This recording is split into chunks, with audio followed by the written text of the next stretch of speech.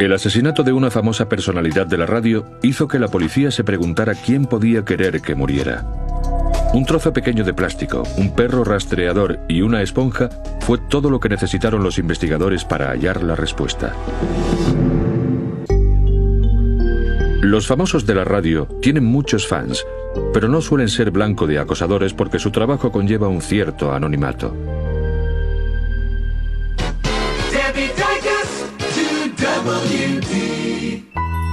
Pero el caso de Debbie Daykus, de 31 años, era distinto. Su programa de radio, emitido a altas horas en una cadena de FM en Virginia, cautivaba a los oyentes por su mezcla única de conversación íntima, confesiones y algo de música.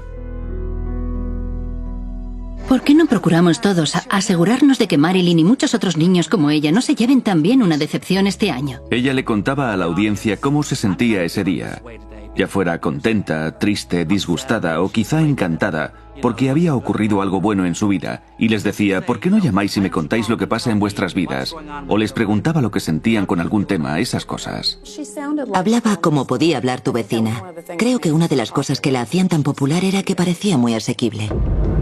Pero la historia de Debbie Daykus dio un giro trágico cuando la policía recibió una llamada de un cazador. He encontrado un cuerpo. ¿Dónde? ¿Conoce ese campo comunitario donde siembran huertos? ¿Es de hombre o de mujer? Es de mujer. ¿Blanca o negra? Blanca. Cuando llegó la policía, encontraron el cuerpo de Debbie en una zanja cerca del huerto comunitario donde cultivaba verduras. La primera vez que vi el cuerpo, todo parecía indicar que el motivo había sido un crimen sexual. Tenía la ropa descolocada, y la posición del cuerpo en sí misma parecía inducir también a pensar en ese motivo.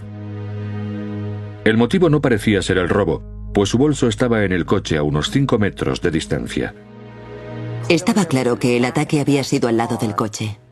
Se le había caído el pasador del pelo, sus cigarrillos habían caído al suelo. Había señales claras de lucha. Había sangre en el coche. La policía encontró la primera prueba cerca del coche de Debbie. Vimos en el camino un trozo de plástico muy negro que entonces no sabíamos lo que era. Estaba colocado sobre una de las huellas del vehículo, lo que implicaba que tenía que haber llegado allí después de que entrara el coche. Cuando la policía examinaba la escena, llegó el novio de Debbie, Bill Campbell, incluso antes de que lo llamaran. Cuando llegué, el agente de policía sentado en el coche patrulla salió de inmediato y me echó el alto. Me dijo que no podía pasar y yo le dije que mi novia tenía un huerto allí y estaba trabajando en él. Y él me contestó, sí, pero no puede entrar ahí, ha habido un crimen. Y fue entonces cuando supe que pasaba algo. Campbell era disc jockey en la misma emisora de radio. Dijo que estaba preocupado porque Debbie no había llegado a casa a la hora de costumbre. En cierto momento me dijo que ella estaba muerta, pero no me dio más detalles. Uno de los compañeros de trabajo de Debbie creyó que el motivo podía haber sido celos profesionales. Admito que tenía la lista habitual de sospechosos, personas que habían trabajado en la emisora y ya no trabajaban allí, que no se llevaban bien con ella porque creían que era muy melosa y no les gustaba su estilo de hacer radio. Al parecer, Debbie había dicho a algunos amigos que temía precisamente eso, que alguien, posiblemente uno de sus oyentes, se acercara demasiado. Debbie tenía un miedo paralizador que comentó conmigo, el miedo a que alguien entrara en el estudio, la atacara, la violara y la matara. Tal vez tenía la premonición de que ocurriría algo así, o simplemente era muy cautelosa. Como era famosa, ¿podía ser que la hubiera seguido alguien allí, un fan psicópata obsesionado con ella, algo como en la película Escalofrío en la noche? Eso implicaba una gran cantidad de sospechosos potenciales en las comunidades de Norfolk, Williamsburg y Virginia Beach. La policía sabía que sería una investigación difícil.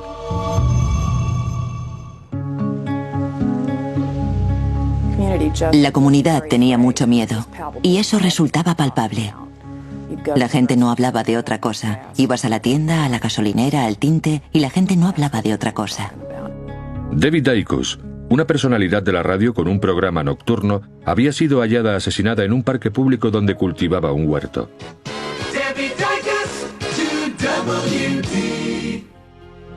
Teníamos a una mujer que trabajaba en su huerto por la tarde, en un lugar donde entraba y salía gente continuamente, y aparece brutalmente asesinada. No era de noche, ni estaba donde no debía. En la autopsia de Debbie, el forense descubrió laceraciones múltiples en la parte delantera y trasera de la cabeza. Y había una herida inusual en la espalda. La temperatura de su cuerpo y el rigor mortis indicaban que llevaba muy poco tiempo muerta cuando llegó la policía. La policía nos dijo que llevaba menos de 2 horas muerta. La causa de la muerte era asfixia. La habían estrangulado y después ahogado en un charco de agua. El forense no encontró señales de violación. Las pruebas indicaban que había habido lucha. Ojalá hubiera ganado ella. La policía siguió buscando pistas en la escena del crimen. Entrevistaron a todos los que habían visitado el huerto aquel día. Nos hablaron de un chico rubio que paseaba a menudo por la zona. No recordaban cuándo lo habían visto por última vez, pero no había sido mucho antes de la fecha del crimen. Así que nos dispusimos a buscarlo.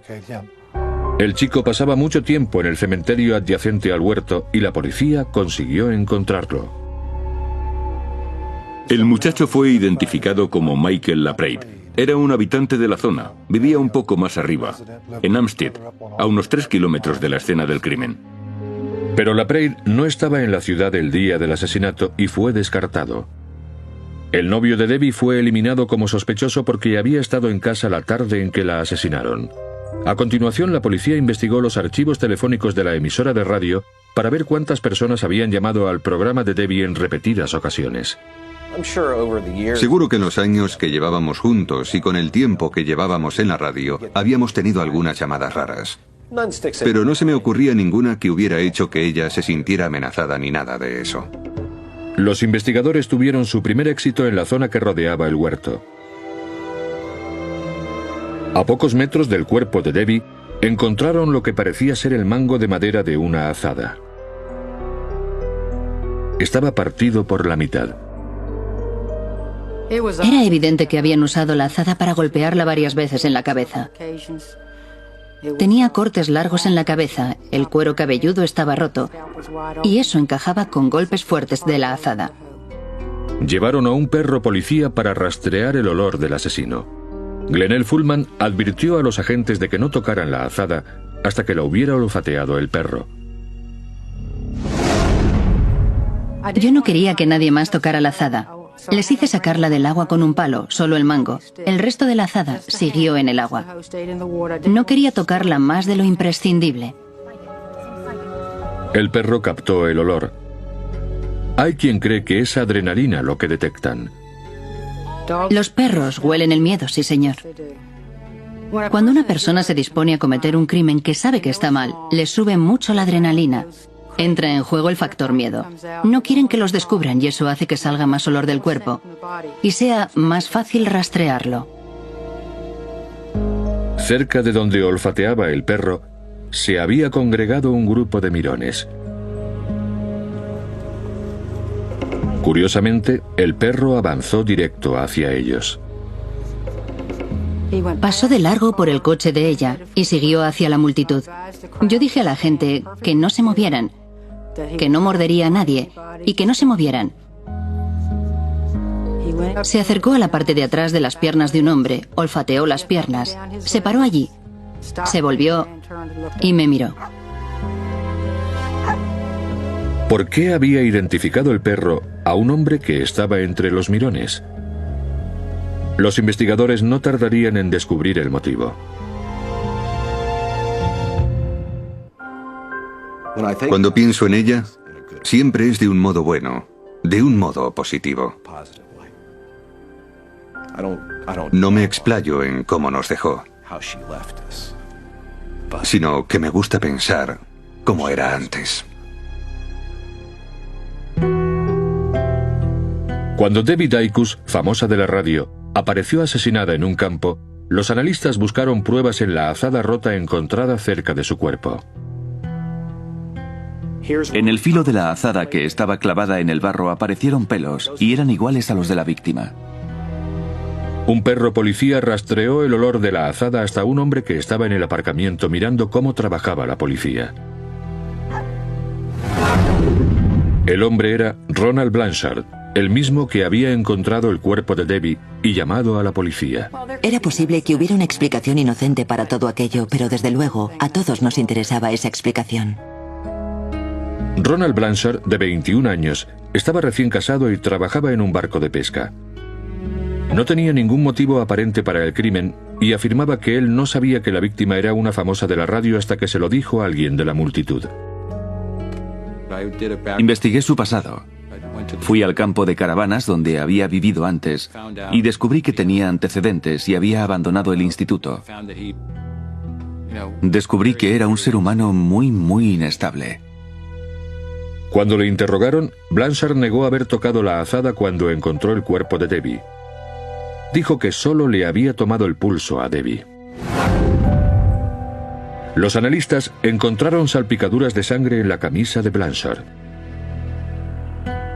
Al analizarla, quedó claro que la sangre no era de él.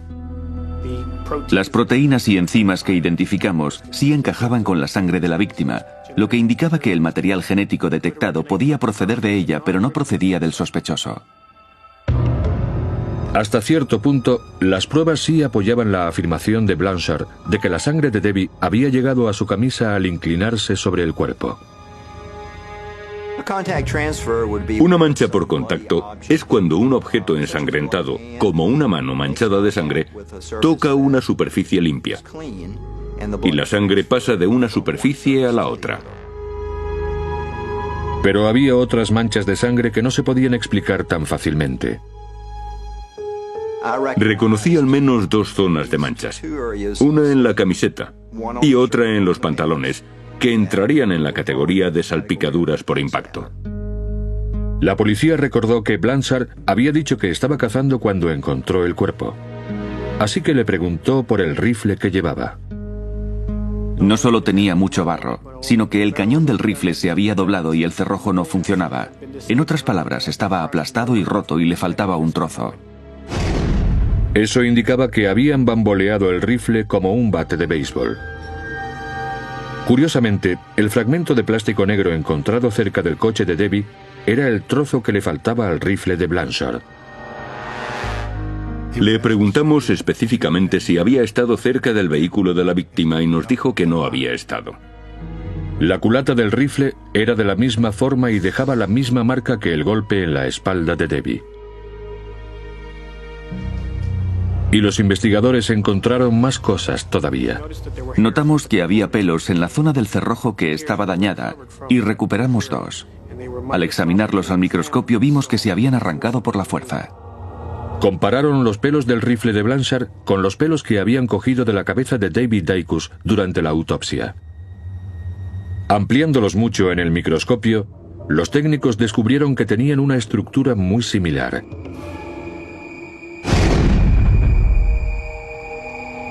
Y daba la coincidencia de que, antes de su muerte, Debbie le había dicho a su novio que había tenido una discusión con un hombre que cazaba cerca del huerto comunitario. Me dijo que había visto a un hombre con un rifle de balines. Y no me lo describió ni creo que necesariamente tuviera malas vibraciones con él. Solo le molestaba que hubiera un hombre allí disparando a los pájaros. Y había otra cuestión que atormentaba a la policía. ¿Por qué había comunicado Blanchard el crimen si era él el asesino? Ronald Blanchard sostenía que había encontrado el cuerpo de David Dacus en la zanja cuando caminaba de regreso a su coche después de una tarde de caza.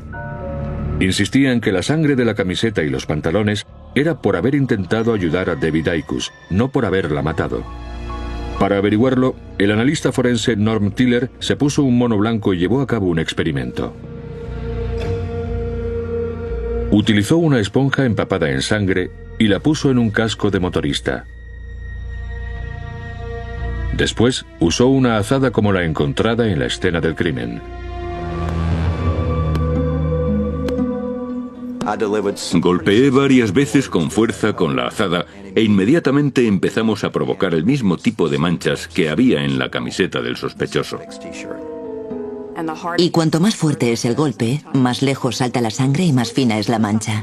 Es algo cuya razón física entendemos todos enseguida, pero que uno no se ha parado a pensar antes en ese contexto.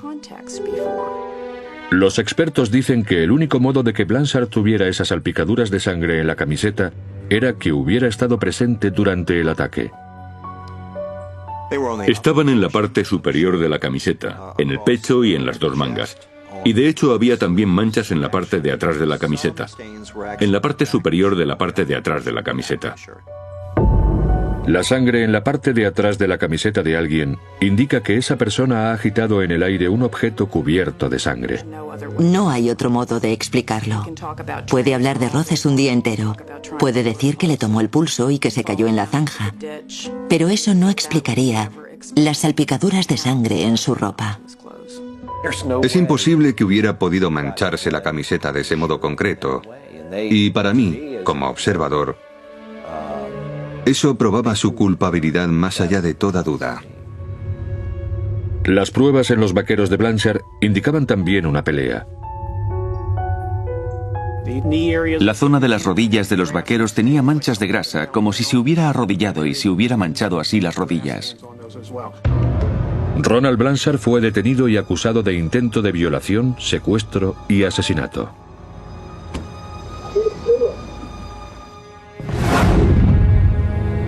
Los fiscales creen que Blanchard vio a Debbie en el huerto comunitario. Tal vez habían hablado o se habían visto antes. Las pruebas indican que Blanchard golpeó a Debbie con la culata de su rifle. Cuando ella intentó alejarse, él volvió a golpearla y rompió un trozo de plástico del rifle que fue encontrado cerca del coche de ella. El motivo pudo ser violación, y las pruebas sugieren que ella se defendió con mucho ímpetu. Y Blanchard la golpeó repetidamente con la azada, lo que hizo que se manchara la ropa de sangre. Después, la estranguló. Cuando llegó a su casa, su esposa probablemente vio la sangre en sus manos y eso le obligó a inventarse la historia de que había encontrado un cuerpo en el campo. A su vez, eso hizo que tuviera que llamar a la policía. Después de hacer la llamada, no tenía más remedio que continuar con la farsa hasta el final. Volvió al lugar a hablar con la policía y lo identificó el perro.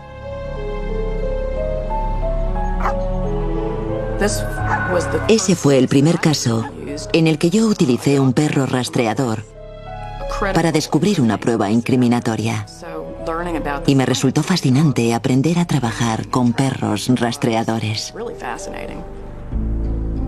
La policía dice que Roddy, ese perro en concreto, participó en centenares de casos más y tiene un récord de éxitos increíble. Calculé que habían sido más de 700 casos y tenía un porcentaje de éxito de más del 99%. Encontraba lo que buscaba. El olor que yo le mostraba, él lo seguía hasta encontrar un objeto, una persona, un coche, lo que quiera que hubiera al otro lado, y lo encontraba. Ronald Blanchard siguió afirmando su inocencia en el juicio e incluso declaró en su propia defensa. Pero las pruebas eran demasiado sólidas. Blanchard fue declarado culpable del asesinato de Debbie Dicus y condenado a 2 cadenas perpetuas consecutivas. No mostraba ningún remordimiento. Insistía en que era inocente y en que la policía se había equivocado de persona. Nunca pudo o nunca quiso reconocer su participación en ese crimen. Solo ahora, años después del crimen, ha admitido finalmente Blanchard su culpabilidad en una carta al productor de este programa. Lamento profundamente el dolor y el sufrimiento que he causado a tanta gente. No dudo de que no comprendía lo que había hecho, pero acepto las consecuencias de mis actos. Siento que haya tardado tanto en hacer eso, pero supongo que es un paso en la dirección correcta para que siga viviendo con lo que pasó. Los amigos y la familia de Debbie no necesitaban la confesión de Blanchard para saber la verdad. La verdad, según ellos, resultaba evidente en las pruebas forenses. No sé qué pasaría por la cabeza de ese hombre. Yo no sentía odio hacia él. Tampoco intentaba entenderlo. Al parecer es simplemente un tipo estúpido y cruel. Agradezco lo que la ciencia fue capaz de hacer, porque si no llegan a encontrar a Blanchard, nadie sabe dónde habría parado esto. Sin las pruebas forenses, no creo que hubiéramos podido resolver el caso como lo hicimos. Habría habido muchas cosas apuntándolo a él. Pero creo que habría habido también muchos huecos en el puzzle sin las pruebas forenses.